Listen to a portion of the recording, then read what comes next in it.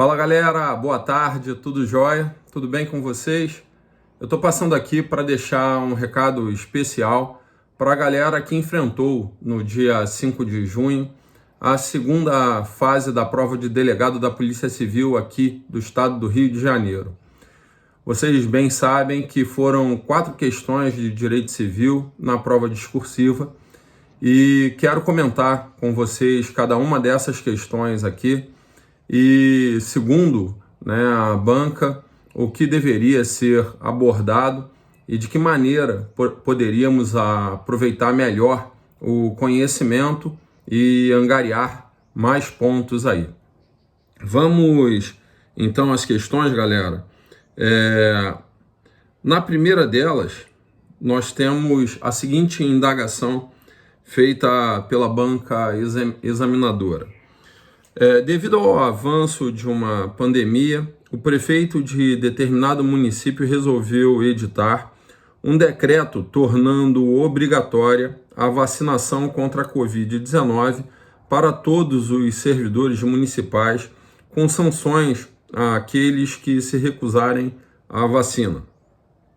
Um servidor público daquela localidade, não querendo se vacinar por acreditar que a pandemia que poderia sofrer graves sequelas e mutações genéticas, entrou com medida judicial para não ser submetido à imunização, alegando, para tanto, a inaceitável intervenção do Estado em sua liberdade e em sua vida privada, com consequente violação dos direitos da personalidade.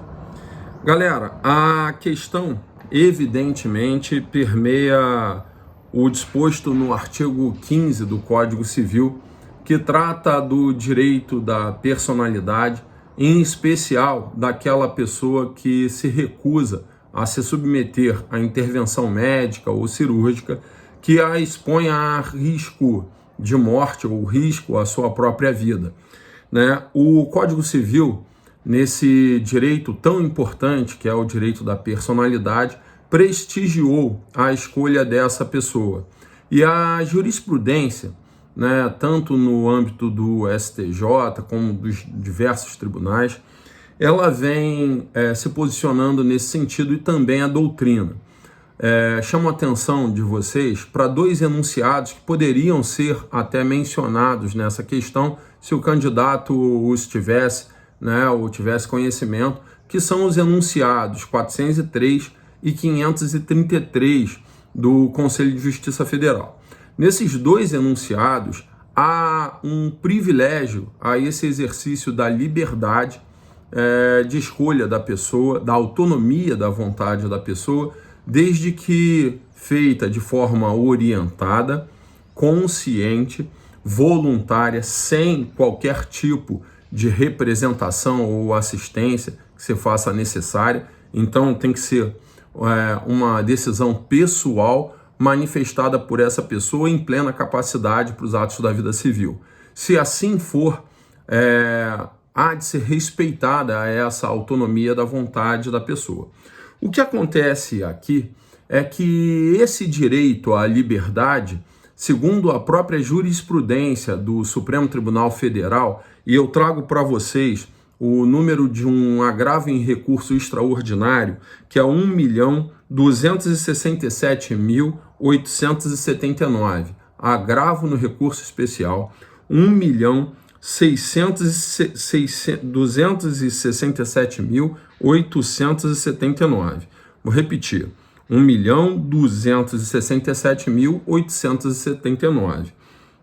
Bom, aqui, e seguindo nessa mesma linha de raciocínio, se posicionou o STF no sentido de que o direito à liberdade ou à autonomia da vontade privada deve sucumbir ao direito à saúde, em especial quando diante da pandemia da Covid-19, em que toda a sociedade clamava por uma intervenção estatal para que pudessem ser minimizados os tão prejudiciais efeitos que essa pandemia nos trouxe. Daí, o direito à coletividade né, ele se deu de uma maneira ou foi prestigiado de uma maneira superior àquele da individualidade, né, a autonomia da vontade do particular. Por isso, o STF entendeu que, embora não se pudesse obrigar a pessoa efetivamente a se submeter à vacinação, poderia essa pessoa sofrer algumas sanções, como restrições de acesso a determinados locais, tá? Ou até mesmo sanções como a multa, sanções de natureza civil. Tá? Então, esse é o cenário que deveria ser abordado pelo candidato, né, citando aí o artigo 15, essa autonomia da vontade no direito da personalidade e também, galera, a jurisprudência do STF, tá, no sentido de que essa autonomia ela sucumbe quando diante de um direito coletivo. No espelho também a banca diz que não há, e realmente não há, entre direitos tão fundamentais como o direito à autonomia da vontade privada ou da liberdade da pessoa, né, e o direito à saúde, não há que se falar em preponderância desses direitos, senão diante de uma análise casuística, ok? Fica essa dica aí para você que se submeteu ao certame sobre essa primeira questão. Na segunda questão, galera, abrindo aqui para orientação melhor de vocês, a banca trouxe assim na indagação. Olha, o sistema protetivo do Código de Defesa do Consumidor, Lei 8.078 de 90, se aplica aos serviços públicos. Fundamente sua resposta. Bom, para melhor descrever sobre isso, o candidato poderia começar se manifestando sobre a questão da relação jurídica existente entre consumidor e fornecedor. E digo isso porque o consumidor vem definido no artigo 2º da 8.078, artigo 2º do Código de Defesa do Consumidor, enquanto fornecedor no artigo 3º. Então nós temos como consumidor o destinatário final de um produto ou serviço e como fornecedor todo aquele que coloca habitualmente um produto ou serviço no mercado de consumo, seja ele um ente particular, como uma regra geral, mas seja ele também um ente público, tá? Da administração pública. Para a caracterização desse serviço, não basta apenas que haja essa relação entre fornecedor e consumidor. Há de ser uma prestação de serviço ou um produto que tenha cunho remunerado, tá? Então, nessa situação, nós temos uma relação de consumo, prestado o serviço ou fornecido o produto por ente público ou particular. O que vai além disso é mencionar que esse serviço público deve ser prestado ao consumidor com qualidade, diante da essencialidade do serviço, ok? Como sendo um direito básico do consumidor esculpido lá no artigo 6º, no inciso 10 do Código de Defesa do Consumidor. E mais que isso, nós temos que mencionar aqui a jurisprudência do STJ, que teve a oportunidade de analisar e entender que a tarifa faz com que haja uma prestação de serviço público frente à sua remuneração. Então, o candidato aqui vai bem se falar do direito básico do consumidor, as proteções do direito básico dos consumidores, e vai bem se mencionar a relação jurídica existente entre o destinatário final desse produto ou serviço, né, lá do artigo 12, ainda que por equiparação, tá? Lembra do parágrafo único do artigo 2º. E mais, vai bem também enquadrando aqui o ente público como um possível prestador de serviços ou fornecedor ao consumidor como destinatário final lá do artigo 3º, ok? falando da jurisprudência que entende que a tarifa constitui sim prestação de serviço ao consumidor. Beleza? Essa seria a abordagem aí sobre essa segunda questão da prova. E nessa linha de raciocínio, vamos então à terceira questão abordada aí pela banca na segunda fase da prova de delegado da Polícia Civil aqui do Rio de Janeiro, ocorrida no dia 5 de junho de 2022. Diz essa terceira questão, galera.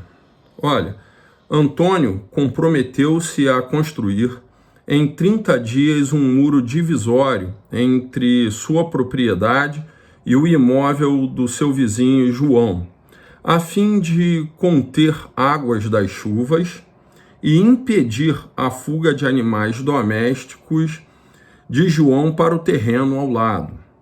Passados 2 meses sem a construção do muro, uma chuva torrencial devastou a plantação de João com as águas oriundas da propriedade de Antônio, tendo acarretado ainda o desaparecimento dos animais domésticos de João. Indagado, João interpelou Antônio, que, inconformado, recusou-se a construir o muro.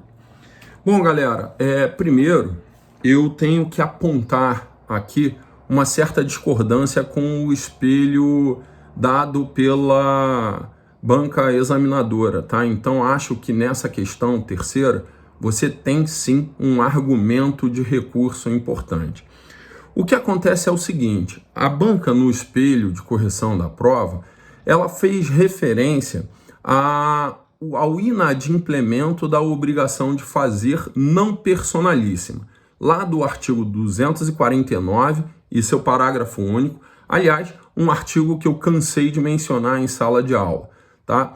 Nessa situação, já que a obrigação de fazer é não personalíssima, poderia, diante da necessidade, da urgência, o próprio credor determinar que essa obrigação seja satisfeita por terceiro e responsabilizar o seu devedor inadimplente, cobrando dele, além dos gastos necessários, todos os prejuízos que tenha sofrido. E assim foi o caminhar da banca examinadora. Mas aqui com uma certa discordância da minha parte, eu posso destacar para vocês que a pessoa do devedor se encontrava em mora quando adveio uma chuva torrencial. A princípio, quem pode ter lido isso pode ter imaginado que a questão se afiguraria como uma de força maior. O que acontece é que o devedor, já em mora, não se exime da responsabilidade civil, nem mesmo por questões de força maior ou do fortuito, salvo se demonstrar que, de qualquer maneira, os danos adviriam. Eu estou falando aí do artigo 399 do Código Civil. E por que da discordância, Leonardo? Onde você discorda exatamente do espelho dado pela banca examinadora? É porque eles só enfrentaram essa questão como um simples descumprimento da obrigação de fazer e ressaltando a urgência de ser feita ali, né? Me parece muito mais que a questão aqui buscava que o candidato afastasse a questão da força maior, chuvas torrenciais, alegando que, nesse caso, o devedor já estava em mora.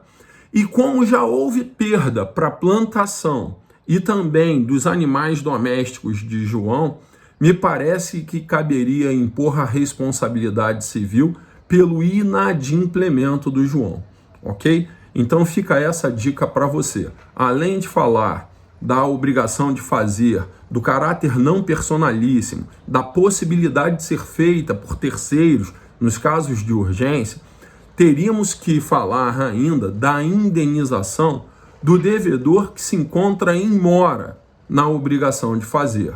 Então, essa é a questão que eu diria assim, você vai além daquilo que a banca vinha perguntando ou que esperava ouvir e com muito acerto coloca a questão. Beleza, galera? Então, mais essa dica aí para vocês. Bom, vamos nesse bate-papo aí enfrentar o que nós temos na quarta e última questão trazida pela banca examinadora para essa segunda fase da prova de delegado da Polícia Civil aqui do estado do Rio de Janeiro. E eles colocam assim, olha, na quarta questão: Tobias, frustrado com o fim do namoro com Luciana, decidiu expor em seu perfil público, em rede social, fotografias íntimas que mostravam os dois mantendo relações sexuais. Diante disso, Luciana propôs ação de indenização por danos morais contra Tobias e a sociedade empresária que criou e mantém a rede social em questão. Bom, aqui se visa identificar se a ação seria julgada procedente em face do Tobias e da sociedade empresária que mantém a rede social em questão.